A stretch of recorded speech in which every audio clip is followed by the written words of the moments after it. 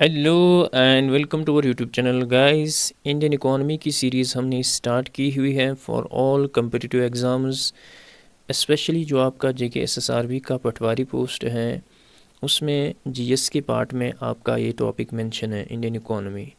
तो Indian economy में बहुत सारे टॉपिक्स आते हैं। हमने ऑलरेडी इंट्रोडक्शन लेक्चर में आपको बताया हुआ है कि हम कौन कौन से जो टॉपिक्स हैं डिस्कस करेंगे और जिनमें से जेके एसएसआरबी क्वेश्चन पूछता है। आज इस सीरीज़ का लेक्चर नंबर 6 है। ऑलरेडी हमारे 5 वीडियो जो हैं वो अपलोड हो चुके हैं। जो इस वीडियो को पहली बार देख रहे हैं प्लीज़ हमारी चैनल को सब्सक्राइब ज़रूर कीजिए और आप प्रीवियस वीडियो ज़रूर देखिएगा। स्टार्ट करते हैं आज का लेक्चर।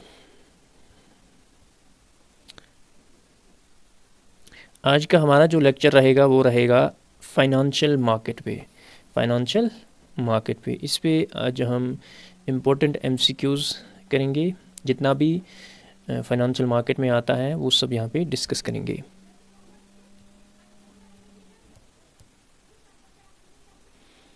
सबसे पहला जो हमारा क्वेश्चन है वो है विच of the following is the market for short term financial assets. पहले हम देखेंगे ये फाइनेंशियल मार्केट होता क्या है। फाइनेंशियल मार्केट होता क्या है। मार्केट आपको पता ही है जहाँ पे चीज़ें जो हैं सेल और बाई की जाती हैं। अब जब फाइनेंशियल की बात आए तो फाइनेंशियल मार्केट उस मार्केट प्लेस को कहते हैं जहाँ पे where there is trading of securities, जैसे हमारा स्टॉक मार्केट होता है या फॉरेक्स मार्केट होता है, बॉन्ड मार्केट होता है। सो all these comes under the financial market. अब बताया गया है कि शॉर्ट टर्म फाइनेंशियल एसेट जो हैं वो किस मार्केट में आते हैं। ठीक है, अब जो फाइनेंशियल मार्केट है इसके दो टाइप हैं। ठीक है, एक है मनी मार्केट, दूसरा आता है कैपिटल मार्केट। जो मनी मार्केट है ये मार्केट होता है for short term financial assets. इसमें शॉर्ट टर्म फाइनेंशियल एसेट्स आते हैं जिनकी मैच्योरिटी जो है लेस देन 1 ईयर होती है।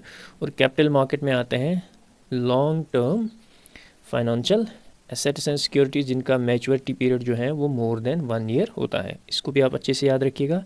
सो फाइनेंशियल मार्केट मैंने आपको बताया ये मार्केट प्लेस होता है वाइड ट्रेडिंग ऑफ सिक्योरिटीज़ आकर। ठीक है, उसके बाद फाइनेंशियल मार्केट की दो टाइप्स हैं, एक मनी मार्केट है और दूसरा कैपिटल मार्केट है। अब जहाँ पे शॉर्ट सिक्योरिटीज़ जो है बाई सेल की जाती हैं उसको जो है मनी मार्केट कहा जाता है। और जहाँ पे लॉन्ग टर्म जहाँ पे डीलिंग होती हैं लॉन्ग टर्म सिक्योरिटीज़ की, ठीक है, उसको कैपिटल मार्केट कहा जाता है। अब क्वेश्चन नंबर यही हमें बता रहा है कि शॉर्ट टर्म फाइनेंशियल एसेट जो है किस मार्केट में आता है। Option A is capital market, option B is money market, option C is both A and B, option D is none of the above.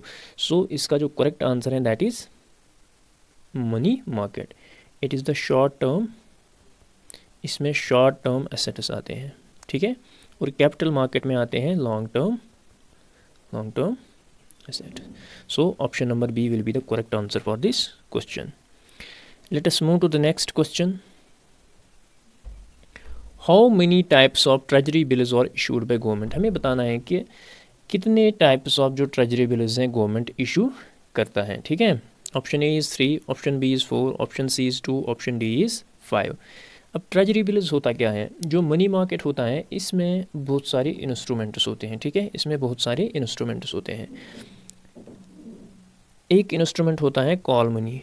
ठीक है, कॉल मनी ये वो इंस्ट्रूमेंट होता है जिसमें मनी लेंड की जाती है फॉर, इसमें 1 to 14 डेज़ का टाइम होता है। 1 to 14 डेज़, अगर एक दिन के लिए लेंड की जाए तो उसको कॉल मनी कहते हैं। If it is more than 1 day but less than 14 days it is known as notice money, इसको कॉल मनी कहते हैं। दूसरा जो इसमें आता है दैट इज़ कमर्शियल बिल, ये भी मनी मार्केट के अंदर आता है। अब कमर्शियल बिल क्या होता है, जब एक ट्रांजैक्शन होती है between the buyer and the seller, if it is on credit, अगर ये क्रेडिट पे होती है। ठीक है, तो बायर जो होता है वो लायबल होता है to make payment on a specific date in the future. जो बायर होता है उसको पैसे देने होते हैं किसी स्पेसिफिक डे पे। ठीक है, किसी स्पेसिफिक टाइम में उसको पैसे वापस करने होते हैं। ये इस टाइप का इंस्ट्रूमेंट होता है जो बायर के एंड से बिटवीन बायर एंड सेलर। ठीक है, इनको अगर कहा जाए when they are accepted by commercial banks, इनको ट्रेड बिल्स भी कहा जाता है। सो कमर्शियल बिल क्या होता है? It is actually an instrument drawn by the seller और बायर ऑफ गुड्स, ठीक है। उसके बाद आता है, उसके बाद हमारी ट्रेजरी बिल्स आती हैं, ठीक है। अब ट्रेजरी बिल्स जो हैं इनको इशू करता है गवर्नमेंट, ठीक है। ये सोल्ड आरबीआई करता है but on behalf of government, sold by RBI on behalf of government, ठीक है। इसको मैं क्लियर करता हूँ। तो ट्रेजरी बिल जो है इशू कौन करता है? गवर्नमेंट करता है। लेकिन इशू क्यों करता है? इसका मेन पर्पस होता है टू मिनिमाइज फिस्कल डेफिसिट। अगर गवर्नमेंट को लग रहा है कि हमारा फिस्कल डेफिसिट चल रहा है, उस गैप को फुलफ़िल करने के लिए ट्रेजरी बिल जो है इशू की जाती हैं, ठीक है।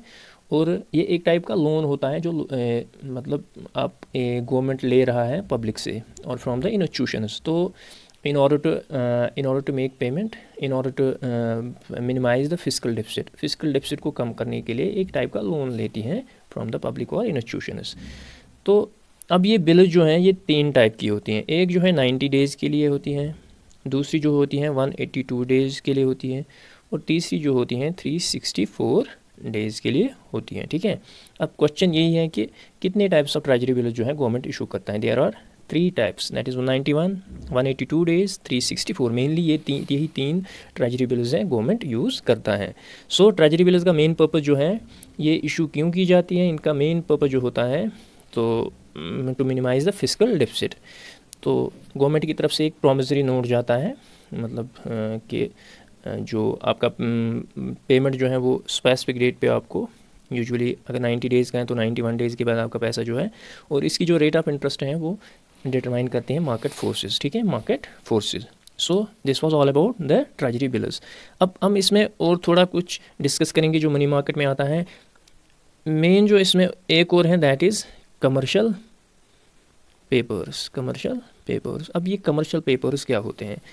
एक्चुअली कमर्शियल पेपर जब भी कंपनीज और what we can say corporates short term funds raise करते हैं, शॉर्ट टर्म फंड्स रेज करते हैं मनी मार्केट से। तो ये इस type of what we can say instrument को कमर्शियल पेपर कहा जाता है। सो कमर्शियल पेपर जो है ये एक इंस्ट्रूमेंट होता है which is issued by companies और corporate to raise short term funds from the money market. और इसका टाइम जो होता है usually between 3 to 6 months, between 3 to 6 months। So this is all about what we can say the commercial paper। So commercial paper जो है ये issue होता है, ये एक market instrument, money market instrument है जो इशू होता है फ्रॉम द कंपनीज और कॉरपोरेट्स। किस लिए इशू होता है? To raise short term funds from the money market, जिसका पीरियड जो है यूजुअली होता है बिटवीन 3 to 6 months। उसके बाद एक और इसमें आता है that is certificate of deposit. Certificate of deposits ये भी मनी मार्केट के अंदर आता है। अब ये सर्टिफिकेट ऑफ डिपॉजिट क्या होता है? ये भी शॉर्ट टर्म डिपॉजिट्स होते हैं, शॉर्ट टर्म इंस्ट्रूमेंट होता है जो banks and financial institutions issue करता है, फाइनेंशियल इंस्टीट्यूशंस इशू करता है। लेकिन किस लिए इशू करता है? To raise large sum of money. तो ये बैंक्स और फाइनेंशियल इंस्टीट्यूशंस के लिए की तरफ से इशू होता है to raise large sum of money, ठीक है। तो बैंक जो है फिर इनको सेल कर देता है, bank sell these deposit certificates at then discount rate. So this is the certificate depositors. So certificate depositors they are short term deposit instruments which are issued by banks and financial institutions to raise large sum of money. उसके बाद एक और इसमें आता है, एक और bill इसमें आती हैं कैश मैनेजमेंट बिल। ये कैश मैनेजमेंट बिल जो होती हैं ये इशू करता है RBI on behalf of the central government. किस लिए? To meet it is immediate cash need. whenever there is immediate cash need by the RBI on behalf of the central government, तो ये कैश मैनेजमेंट बिल जो है ये issue किया जाता है। और इसका जो मैच्योरिटी पीरियड होता है वो लेस देन 91 डेज़ होता है, less than 91 days. So cash management bill जो है It is a short-term bill issued by the RBI on behalf of the central government to meet its immediate cash need, ठीक है। और इसका जो maturity period होता है वो लेस देन 91 डेज होता है। एक और बिल इसमें आती है, that is known as ways and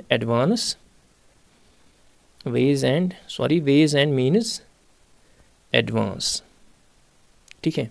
अब ये क्या बिल होती हैं, ये 1997 में गवर्नमेंट ने इंट्रोड्यूस की थी, किस लिए, to meet mismatch between receptors and payments. Whenever there is mismatch between receptors and payments, government जो है ways and means advance bill issue करता है to meet mismatch between receptors and.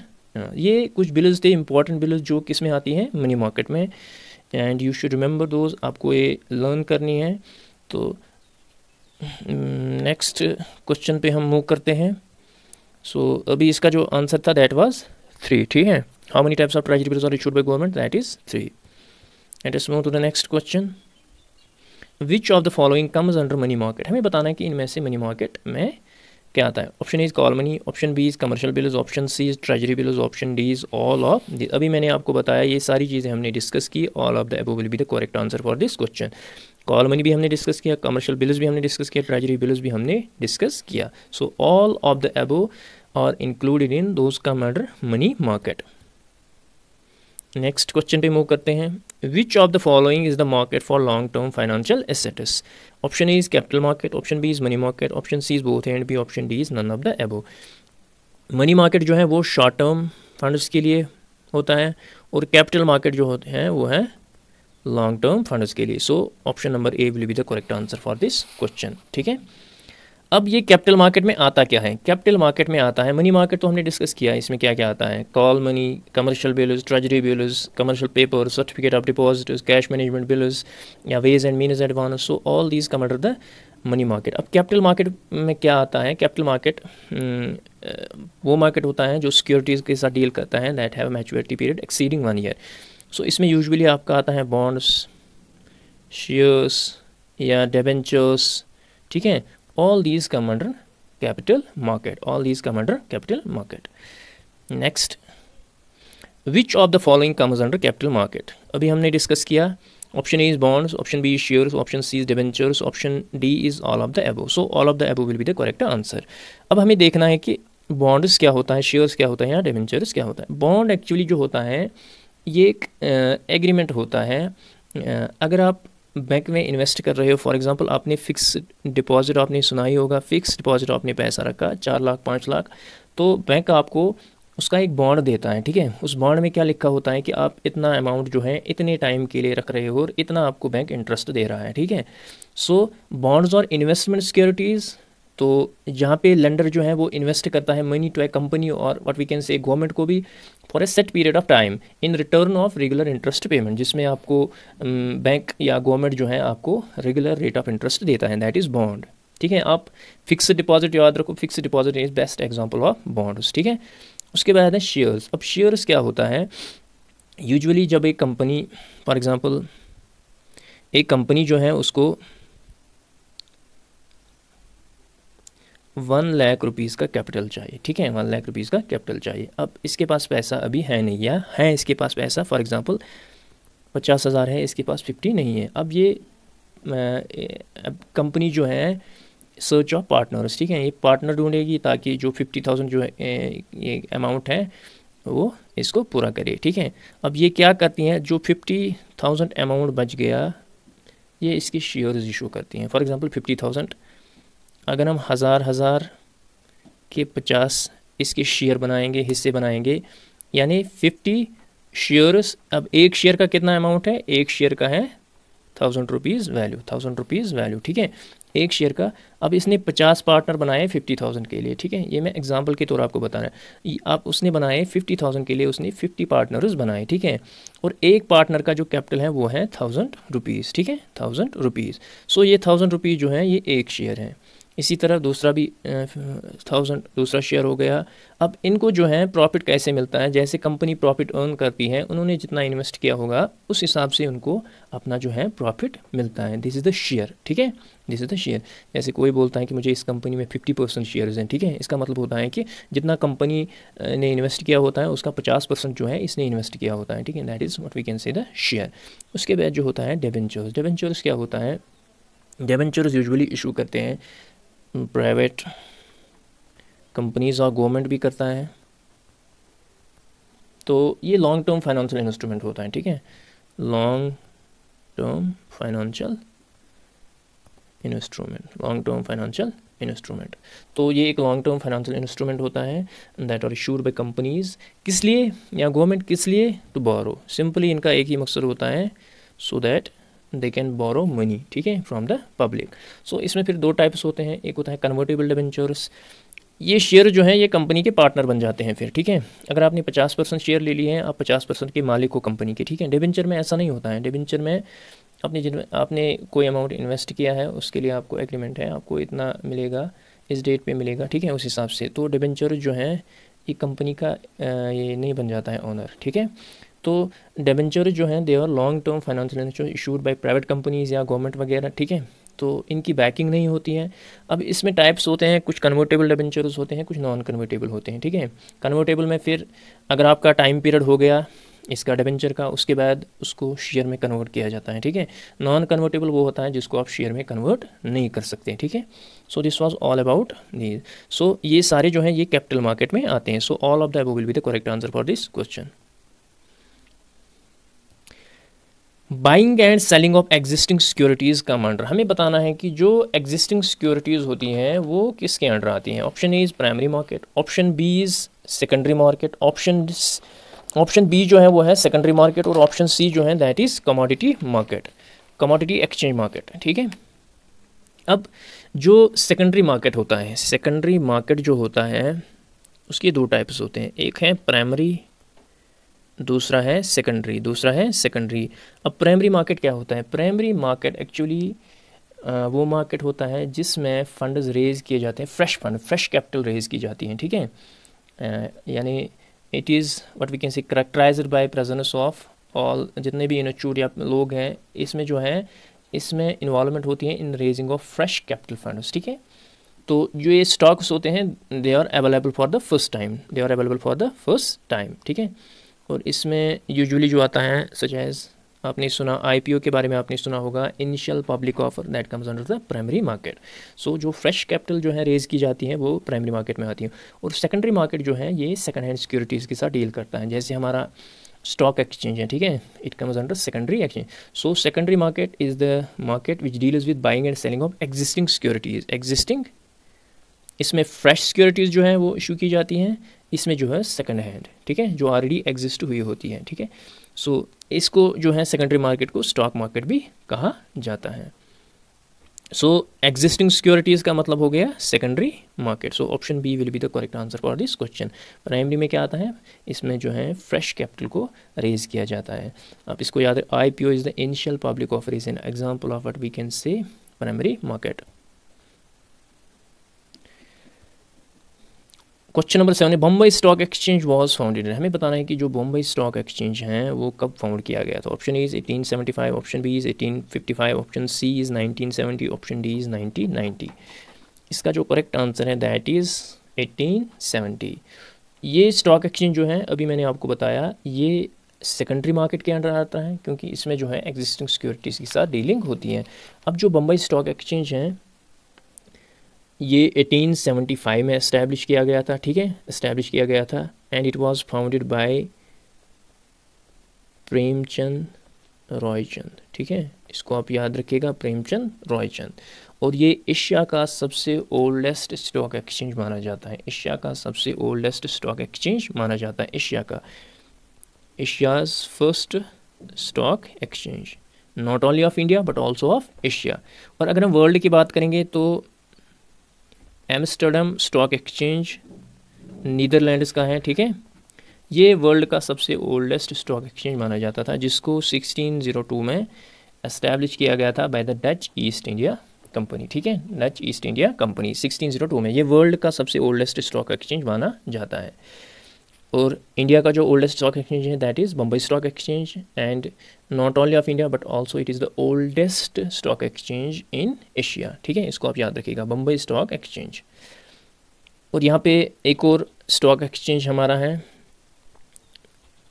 जिसको नेशनल स्टॉक एक्सचेंज कहा जाता है। India में जो है there are presently around 24 recognized stock exchanges. अब इनमें से जो टॉप सिक्योरिटी मार्केट हैं उनमें से बम्बई स्टॉक एक्सचेंज है और दूसरा आता है national stock exchange, national stock exchange. और इसको जो है 1993 में रिकॉग्नाइज़ किया गया था as the stock exchange on the recommendation of, इसको भी आप याद रखिएगा, Pherwani committee, Pherwani committee, Pherwani committee. तो नेशनल स्टॉक एक्सचेंज को जो है वो 1993 में रिकॉग्नाइज़ किया गया था as stock exchange on the recommendation of Pherwani committee, ठीक है, और इसका हेडक्वार्टर जो है वो बम्बई में है, ठीक है। नेक्स्ट क्वेश्चन पे मूव करते हैं। Which of the following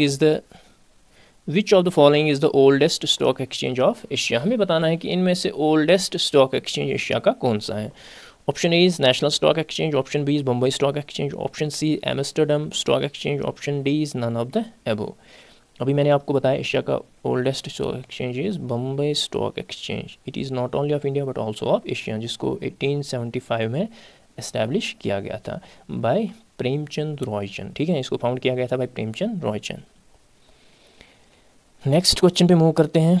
which of the following is the index of Bombay stock. हमें बताना है कि जो इंडेक्स होता है, जो बैरोमीटर होता है किसका, स्टॉक एक्सचेंज का, सो वो कौन सा है, बम्बई स्टॉक एक्सचेंज का। Option A is Nifty, option B is Sensex, option C is DAX, option D is Nasdaq. इसका जो करेक्ट आंसर है दैट इज़ सेंसेक्स। सेंसेक्स जो है इट इज़ ये इंडिया का भी ओल्डेस्ट स्टॉक इंडेक्स है जिसको 1986 में एस्टैब्लिश किया गया था। सो ये बम्बई स्टॉक एक्सचेंज का इंडेक्स माना जाता है, ठीक है, इंडेक्स माना जाता है। इसको pulse of domestic stock market of India भी कहा जाता है, ठीक है, pulse of domestic stock market of India. Nifty जो है ये नेशनल स्टॉक एक्सचेंज का इंडेक्स है, नेशनल स्टॉक एक्सचेंज का इंडेक्स है, स्टॉक एक्सचेंज का इंडेक्स है। डेक्स जो है ये है, I think it is a German stock exchange that is Frankfurt stock exchange, ये उसका इंडेक्स है। और नस्डैक जो है ये फेमस यूएस की जो क्या कहते हैं इसको नस्डैक स्टॉक मार्केट है, नस्डैक स्टॉक मार्केट जो है ये उसका इंडेक्स है, ठीक है, इंडेक्स है।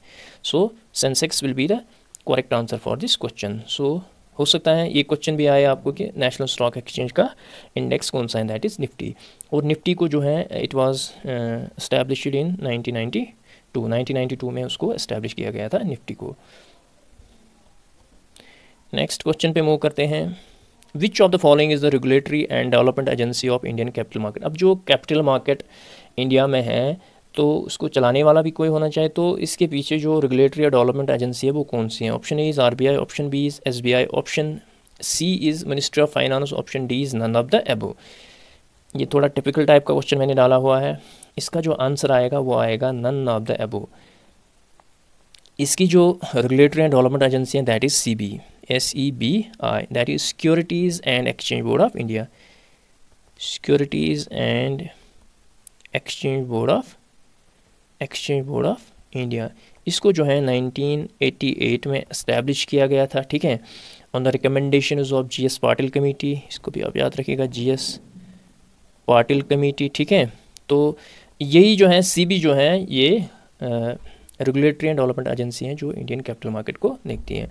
और अभी करंटली जो है इसका चेयरपर्सन या चेयरमैन जो है दैट इज़ मधाबाई पूरी बच, ये एक लेडी है, ठीक है।